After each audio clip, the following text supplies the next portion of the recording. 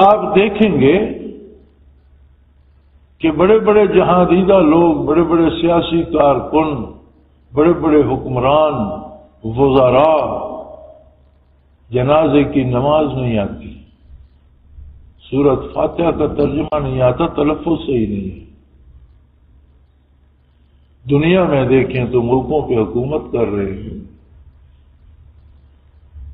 میں ایک دفعہ صدر پاکستان نے مجھے طلب فرمایا اور میں پریزیڈنٹ ہاؤس پہ ملنے گیا تو کچھ باتیں ہوئی،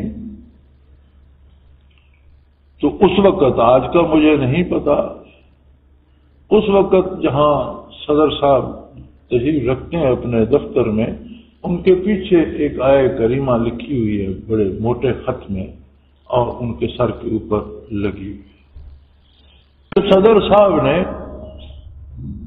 کرسی سے اٹھ کر مجھ سے مصافحہ کیا۔ جب میں نکلنے لگا انہوں نے مہربانی فرمائی، عزت افزائی کی، اور وہ آیہ کریمہ دیکھ کر پڑھی اور غلط پڑھی۔ ملک کا سربراہ ہے، پاکستان کا صدر ہے، ایک چھوٹا سا ٹکڑا ہے آیہ کریمہ کا، اور بڑے اتنے موٹے خط میں لکھا ہوا لگا ہوا، شاید اب بھی لگا ہوا ہو، وہ دیکھ کر بھی انہوں نے غلط پڑھا، اور مجھے بہت صدمہ ہوا کہ اب اس شخص سے ہم کیا توقع رکھیں کہ یہ ہمیں اسلامی تہذیب کی طرف لے کے جائے گا۔ تو یہی بات یہاں فرمائی جا رہی ہے، یرید اللہ لیبین لکم، اللہ کریم یہ چاہتے ہیں کہ تم پر ہر بات کی اہمیت واضح کر دی جائے۔ جن باتوں کو تم چھوٹا سمجھتے ہو، یہ چھوٹی اس لیے نہیں ہے کہ یہ اللہ کا حکم ہے، یہ چھوٹی اس لیے نہیں ہے کہ یہ محمد الرسول اللہ کی سنت ہے، تم کیسے کہتے ہو چھوٹی بات؟ کسی کلمہ گو کے لیے یہ تصور کرنا کہ حضور صلی اللہ علیہ وسلم کی سنت مبارکہ چھوٹی بات ہے، یہ تو اس سے بڑا جرم کوئی نہیں، یہ تو ظلم ہے۔ ہم زبان سے نبی کہیں، جب ہم اپنے زندگی کے طور طریقوں میں سنت سنیہ کا راستہ چھوڑ دیتے ہیں تو ہمارا وجود کہہ رہا ہوتا ہے، ہمارا بدن کہہ رہا ہوتا ہے کہ اس کے نزدیک سنت کی کوئی اہمیت نہیں۔ تو میرے بھائی، ہم سب کو، ہر بندے کے فعل کے دو نتیجے ہوتے ہیں، بلکہ تین نتیجے ہوتے ہیں۔ ایک وہ ہوتا ہے جو وہ خود بھگتتا ہے، برائی کرتا ہے، چوری کرتا ہے، قتل کرتا ہے، اس کا بدلہ پاتا ہے، رسوا ہوتا ہے، ذلیل ہوتا ہے، سزا پاتا ہے۔ دوسرا وہ نتیجہ ہوتا ہے جو قوم بھگتتی ہے، قومی کردار پہ جو دبا آتا ہے اور قوم کے ذمے جو الزام آتا ہے۔ تیسرا نتیجہ وہ ہوتا ہے جو کائنات وسیط میں برائی پھیلتی ہے، تو ہر برائی کرنے والا اس میں ذمہ دار ہے کہ اس نے بھی حصہ ڈالا کائنات کو تاریک کرنے میں، اور ان تینوں چیزوں کا جواب دینا بہت مشکل ہوتا ہے۔ اس لیے اللہ کریم نے فرمایا، اللہ کریم یہ ارادہ فرماتے ہیں کہ تم پر چیزیں واضح کر کے بیان کی جائیں، اور پہلی اقوام عالم کے طور طریقے بھی تمہیں بتا دیا جائے کہ قومیں جو بنی وہ اس لیے بنی کہ انہوں نے اپنے قومی شعار اپنائے اور ان کی حفاظت کی، اور جو تباہ ہوئی ان کی تباہی میں بنیاد یہ بات بنی کہ ان قوموں نے اپنے قومی شعار چھوڑ دیے، دوسری قوموں کے حلیے اپنائے، بود و باش اپنائی، طور طریقے اپنائے، چنانچہ ان کی اپنی قومیت ختم ہو گئی اور وہ دوسری تہذیب میں مدغم ہو گئے۔ واللہ وَيَتُوبُ عَلَيْكُمْ، اور اللہ کریم کو یہ بات پسند ہے کہ تم اپنی کوتاہیوں سے توبہ کرو، اپنی غلطیوں کا اعتراف کرو، آئندہ غلطی کرنے سے باز آ جاؤ، جو ہو چکی ہے وہ تمہیں معاف کر دے۔ یہ بات اللہ کو بہت پسند ہے۔ واللہ علیم حکیم، اور وہ سب سے بہتر جاننے والا ہے، تمہاری کوئی بات اس سے چھپی نہیں رہ سکتی، اور وہ حکیم ہے، ہر عمل پر اس کا نتیجہ مرتب کرنا تقاضائے حکمت ہے۔ یہ حکمت نہیں ہے کہ بونے والا آک بوئے اور اس پہ پھل لگانے والا آم لگا دے، یہ حکمت نہیں ہے، یہ حکمت کے خلاف ہے۔ جو بو گے وہ کاٹنا پڑے گا، یہ تقاضائے حکمت بھی ہے کہ اگر برائی کرو گے برائی پیش آئے گی، نیکی کرو گے نیکی پیش آئے گی۔ اسوہ حسنہ کو اپناؤ گے اللہ کے مقرب بن جاؤ گے، دنیا میں بھی عزت پاؤ گے آخرت میں بھی عزت پاؤ گے۔ چھوڑتے چلے جاؤ گے تو گویا تم خودکشی کر رہے ہو، اپنے قومی ہلاکت کا سامان کر رہے ہو۔ واللہ یرید ان یتوب علیکم، اللہ کریم تو یہ چاہتے ہیں کہ تمہاری توبہ قبول فرمائے۔ سوال یہ ہے کہ توبہ کرنے نہ کرنے کا فیصلہ اس نے تم پر چھوڑ دیا ہے۔ اب اسے پسند اس ذات عظیم کو یہ ہے کہ تم توبہ کرو اور وہ تمہیں معاف کرے، لیکن اگر تم توبہ نہ کرو تو وہ تو مجبور نہیں ہے کہ تمہارے پیچھے بھاگتا، فیصلہ تمہیں کرنا ہے۔ اور مقابلہ ہے، ایک طرف اللہ کی عظمت ہے، اللہ کی کتاب ہے، اللہ کا رسول ہے صلی اللہ علیہ وسلم، اور دوسری طرف وہ لوگ ہیں جو خواہشات نفس کے اسیر ہو، جنہوں نے انسانیت کو بھی بدنام کر دیا، جو انسان ہوتے ہوئے انسانی تہذیب پر قلم کا ٹیکا ہے، جو انسان ہوتے ہوئے انسانیت کے لیے باعث شرم ہے، جن میں نہ شرم ہے، نہ حیا ہے، نہ اخلاق ہے، نہ کردار ہے، وہ لوگ یہ چاہتے ہیں وَيُرِيدُ الَّذِينَ يَتَّبِعُونَ الشَّهَوَاتِ، جو لوگ خواہش نفس کے اسیر ہو گئے وہ یہ چاہتے ہیں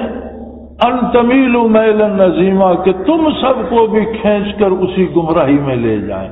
اور چھوٹی گمراہی سے لے کر تمہیں بڑی سے بڑی گمراہی تک کھینچ کر لے۔ وہ چاہتے ہیں کہ اپنے ساتھ تمہیں بے حیائی، برائی اور فحاشی میں آگے سے آگے لے جائیں۔ یہ بات سامنے ہے، اور یہ کوئی بڑی مشکل بات نہیں ہے۔ قرآن حکیم زمانے کی نبض پہ ہمیشہ ہاتھ رکھتا ہے اور وہی ارشاد فرماتا ہے جو اس وقت کی ضرورت ہوتی ہے۔ آج کی بات قرآن حکیم نے فرما دی کہ ایک طرف تہذیب مغرب ہے جو محض شہوات نفسانی کی پیروی ہے، اور دوسری طرف دین برحق ہے جو اللہ کی رضا پر چلنے کی دعوت دے رہا ہے۔ اللہ کریم تو یہ پسند ہے کہ تم سے جو بھی ہو چکا، جتنی غلطیاں ہو چکی، جتنی کوتاہی ہو چکی، وہ تمہیں معاف کرنے کے لیے تیار بیٹھا ہے، تم اس سے معافی طلب کرو۔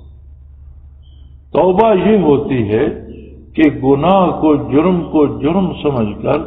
آئندہ کے لیے ترک کر دیا جائے، اور اللہ سے جو ہو چکا اس کے لیے بخشش مانگی جائے، اور آئندہ کے لیے نیکی پر چلنے کی توفیق طلب کی جائے، اور اس برائی کو چھوڑ دیا جائے۔ تو فرمایا تم توبہ کرو، اللہ کو تمہاری توبہ بہت پسند ہے۔ یہ بھول جاؤ کہ تم نے کتنے گناہ کیے، یہ دیکھو کہ اس کی رحمت ہر چیز سے وسیع تر ہے، وہ معاف کر دے گا، لیکن شرط یہ ہے کہ کسی یکجائی سے عہد غلامی کر لو اور ملت احمد مرسل کو مقامی کر لو۔ اب بھی یہ طے کر لو کہ مجھے وہ کرنا ہے جو میرے حبیب صلی اللہ علیہ وسلم کو پسند ہے، میں اس حلیے میں دکھائی دینا چاہتا ہوں جو حضور دیکھیں اور پسند فرمائیں، میں اس طرح اٹھنا بیٹھنا چاہتا ہوں جس طرح حضور دیکھیں اور پسند فرمائیں، میں اس طرح کاروبار کرنا چاہتا ہوں جس کی اطلاع میرے حبیب کو ملے اور وہ پسند فرمائے کہ اچھا کر رہا ہے، میں اس طرح دوستی دشمنی کرنا چاہتا ہوں جس کی خبر میرے نبی کریم تک جائے اور وہ مسکرا دے کہ اس نے ٹھیک کیا، میں نے یہ تعلیم فرمایا تھا، ایسا کرنے کا حکم میں نے دیا تھا۔ فرمایا اللہ تو تمہاری راہ دیکھ رہا، اس کا کرم تو منتظر ہے، ہم تو مائل بکرم ہیں، کوئی سائل ہی نہیں، کوئی مانگنے والا تو آئے، اس کا کرم تو تمہاری راہ دیکھ رہا ہے۔ لیکن ساتھ گمراہ قومیں، گمراہ لوگ، اور اب تو بین الاقوامی طور پر گمراہی کی ایک ہی تہذیب بن گئی ہے جسے آپ تہذیب مغرب کہتے ہیں۔ اسے آپ دنیا پوری پر دیکھیں، ان کا طریقہ کار ایک ہے، خواہشات نفس کی پیروی ایک سی ہے، برائی اور بدکاری اور بے حیائی ایک سی ہے، ان کا معاشی نظام ایک سا ہے، ان کا لباس ایک سا ہے، ان کا حلیہ ایک سا ہے، ان کا اٹھنا بیٹھنا ایک سا ہے، ان کی رہائش و بود و باش ایک سی ہے۔ فرمایا یہ چاہتے ہیں کہ اے اللہ کے مسلمان اور مومن بندو، یہ چاہتے ہیں کہ تمہیں بھی ہڑپ کر لیں اور رفتہ رفتہ تمہیں بھی اپنے ساتھ لے جائیں اور آگے سے آگے لیتے جائیں،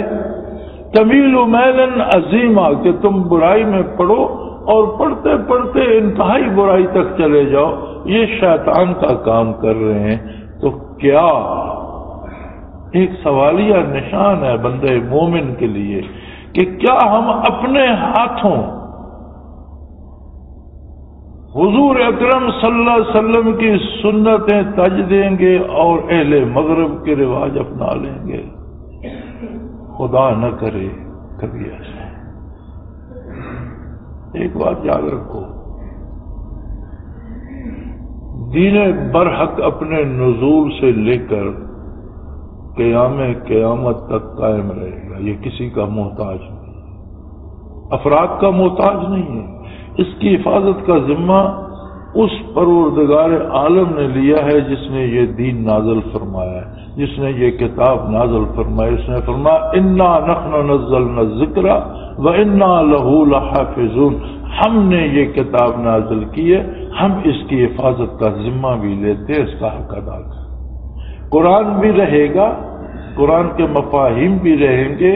قرآن کے جاننے والے بھی رہیں گے، قرآن پر عمل کرنے والے بھی رہیں گے۔ یہ اللہ کا وعدہ ہے، یہ الگ بات ہے کہ ادھر ڈوبے ادھر نکلے، ادھر ڈوبے ادھر نکلے۔ یہ لوگ جہاں میں صورت خورشید جیتے ہیں، ادھر ڈوبے ادھر نکلے، ادھر ڈوبے ادھر نکلے۔ اگر کوئی ایک قوم ترک سنت کی مرتکب ہوگی اور اسلام سے معروف، کسی دوسری کو ایمان عطا کر دے گا اور وہ اسلام کا جھنڈا لے کر کھڑے ہو جائیں گے۔ اسلام باقی رہے گا، اگر نہیں رہے گا تو وہ شخص جو اسلام کا دامن چھوڑے گا۔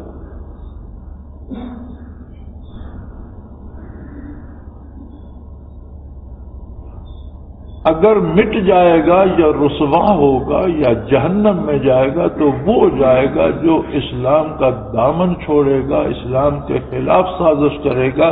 اسلام کو نقصان پہنچانے کا سبب بنے گا،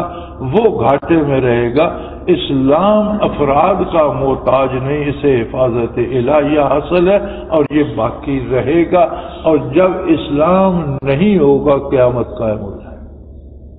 پھر کچھ بھی نہیں رہے گا۔